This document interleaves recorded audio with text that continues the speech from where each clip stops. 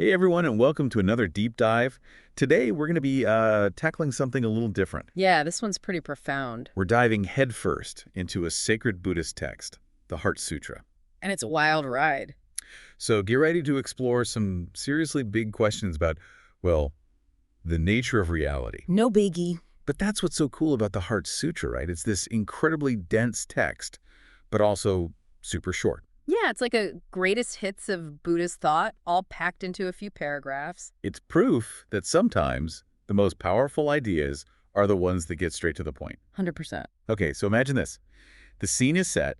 We're on Vulture Peak in India. Beautiful place. In our minds, at least. And the Buddha's just hanging out with some of his closest disciples. Top students, the ones who really get it. And one of those disciples is Shariputra. Now, Shariputra, he's already known for his wisdom. Oh, yeah. He's like top of the class when it comes to understanding the Buddha's teachings. But in the Heart Sutra, he's looking for something more.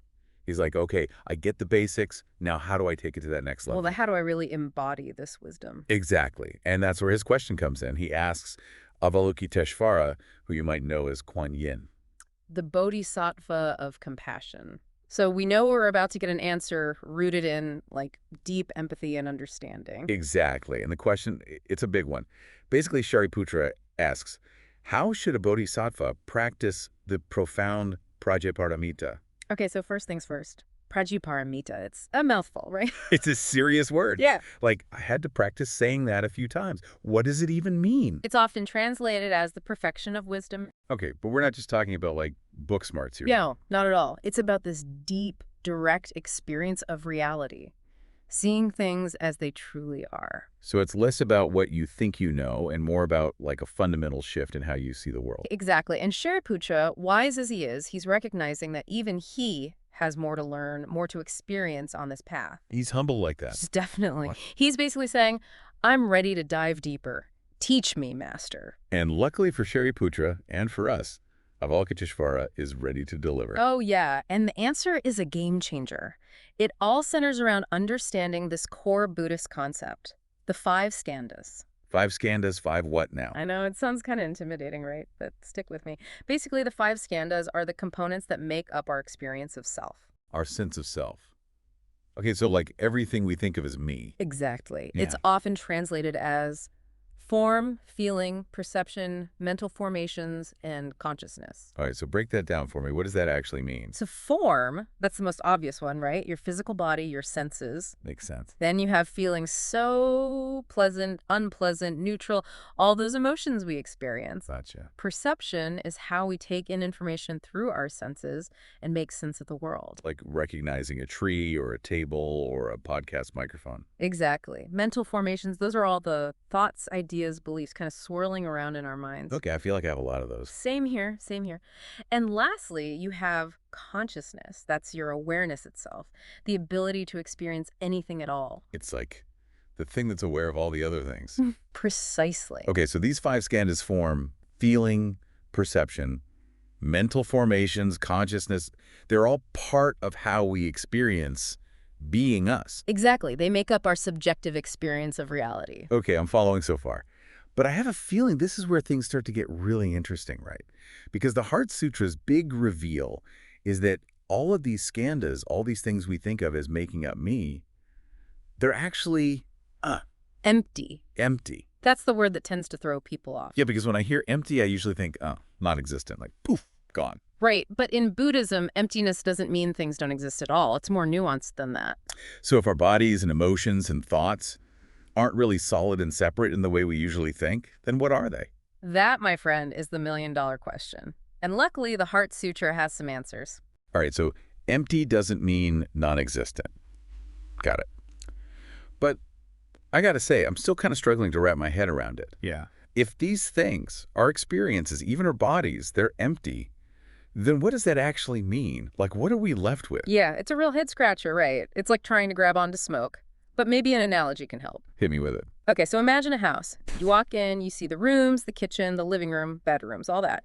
You might think, okay, this is a house. It's made up of these separate rooms. Right. Makes sense. But what gives those rooms their definition? What makes them what they are? The walls, the layout. Exactly. It's the walls, the foundation, the roof. All those things are interconnected. They rely on each other to make the house a house. So you're saying the rooms, they're not really independent things. They're defined by, like, their relationship to the whole structure. Exactly. You're getting it. And the Heart Sutra, it takes this idea of interconnectedness even further. It's saying that everything, ourselves, our experiences, even the things that seem solid and separate around us, they're all kind of like those rooms. Hmm. Okay, I think I see where you're going with this. So we might look at a chair or a tree and think separate thing, but really it's all interconnected. Exactly. It's all part of this web of Hmm? cause and effect, constantly changing, constantly interacting. And it's this interconnectedness, this ever-changing nature that the Heart Sutra is pointing to when it talks about emptiness. So it's like that old saying, the only constant is change. The Heart Sutra is saying that change is baked in. It's fundamental to, like, the fabric of reality. You got it. And this concept of emptiness, it's not about things not existing. It's about recognizing that fluid, impermanent nature of, well, everything.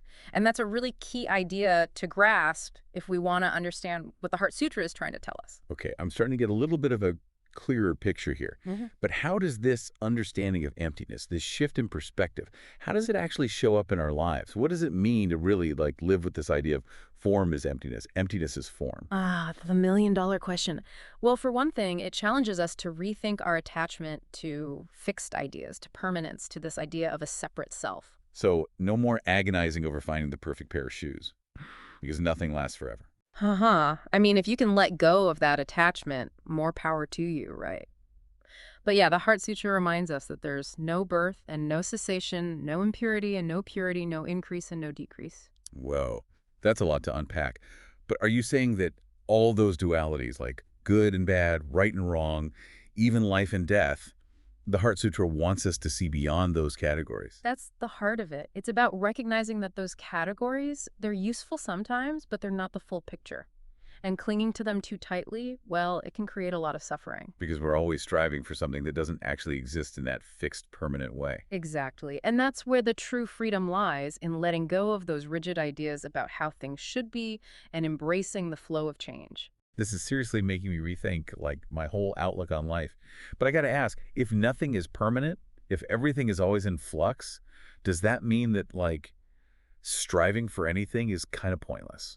Yeah, I can see how you might get there. And that question actually gets to the heart of another really key teaching in the Heart Sutra, this idea of no attainment. No attainment. So you're saying we shouldn't, like, try to achieve anything? Well, it's not quite that we shouldn't try. It's more about understanding what it is we're actually striving for. Even enlightenment, which in Buddhism is often seen as like the ultimate goal. The Heart Sutra is saying even that, it's not about achieving some fixed state. Like, congratulations, you've reached peak enlightenment, It's kind of like winning a video game. Exactly. It's not about possessing something. It's more about a way of being, a way of seeing reality clearly, right here, right now, and acting with wisdom and compassion in each moment. So less about checking boxes, more about, like, showing up authentically. You got it. And that can be a really freeing way to look at things because it takes the pressure off, right? It's not about becoming some perfect version of ourselves. It's about embracing the journey with all its ups and downs. Okay, I'm really digging this. Well, But there's one more piece of the Heart Sutra puzzle that we haven't talked about yet, and that's the mantra. ah, I got to say, these words have been kind of swirling around in my head ever since we started this deep dive. yeah, the mantra. It's pretty powerful stuff. It is. But I'll be honest, I don't totally get it. Okay. What's the deal with this mysterious chant?